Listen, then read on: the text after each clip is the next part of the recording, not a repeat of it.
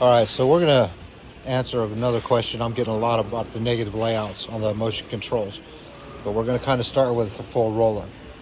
So this is real traditional full roller layout, right? Do it this way so the ball flares backwards, track goes between the fingers and thumb. But you'll notice if this is roughly the axis and this is your mass bias, as these come together, the ball is going to stabilize. Well, full rollers already read very quickly because you've got the massive influence and a big influence on the negative side of the ball track.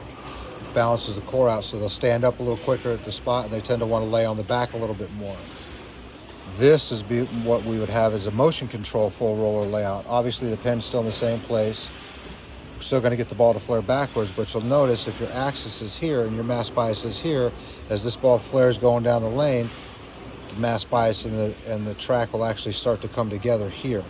Okay, and that's going to create more of an arc on the back than traditional full rollers usually get. Now in a motion control layout with a negative layout, this is going to be the ball track. What we've done is we put the mass bias on the negative side of the track. And what that does is makes these balls roll more like a full roller would roll. And the benefit to that is when you're on a heavier pattern, they're going to read the lane much quicker when they finally find the friction. And if you're on a drier lane, obviously adjusting the surface, they lay off on the back of the lane much more, so they're easier to control.